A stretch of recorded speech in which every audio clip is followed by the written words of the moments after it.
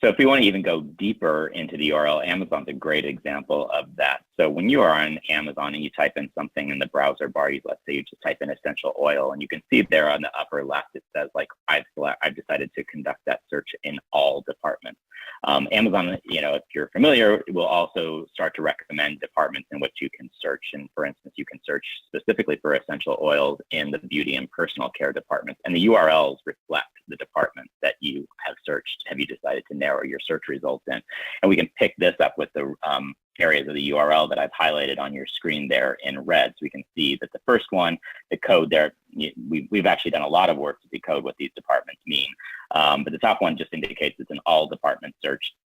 And the bottom one there, where you see the clear indication of the word beauty, indicates that that was a search conducted in the beauty and personal care department. So we're able to quickly identify the searches that are trending on Amazon only within the beauty department. If we looked, in fact, month over month between August and September, searches for oil have actually increased about 6% month over month. Essential oils, interestingly, were down a little bit from August to September. Tea tree oil was up, lavender oil was up, beard oil was up, even oil diffusers or oil for diffusers was up. So this will give us an idea of what types of ingredients are really trending and which ones may be receding a little bit. When I was looking at some of the data beyond like what appeared just on the last screen in the top 20 oil searches, I saw looking at ones that were increasing the most, one really stood out, and that was sandalwood oil.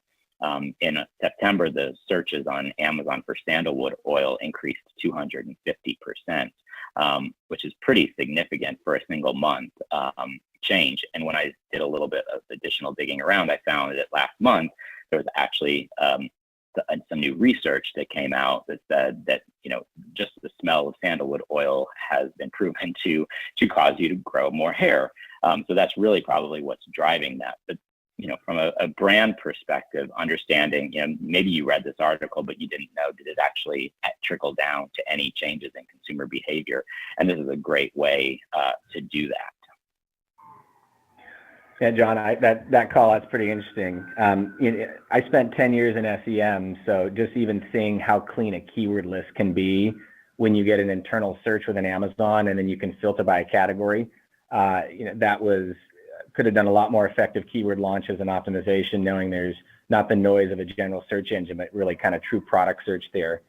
And I think another interesting call out is when you mention this sandalwood, like, my guess is a lot of manufacturers may not even have that in their product. So maybe a manufacturing group would consider inclusion of this if it really kind of picks up a groundswell.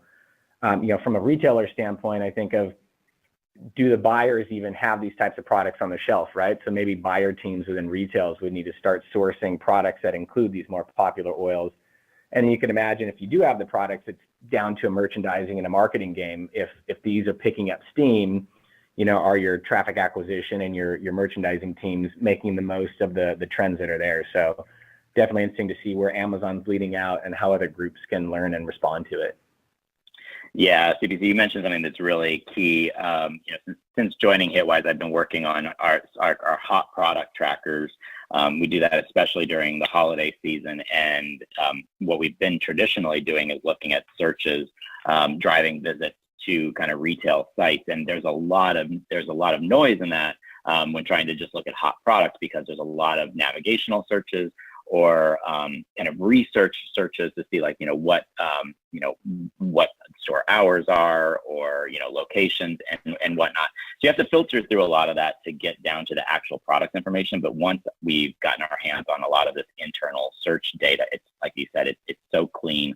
People aren't searching for on Amazon or Walmart or Target or Walgreens. They're not looking for store hours, really. They're looking for the products that they want to buy. They are looking for the products that they know. So it's really clean and really actionable and ready to kind of make use of right away without doing a lot of post-processing on it. So I've kind of become a believer of that internal search data over the search engine data.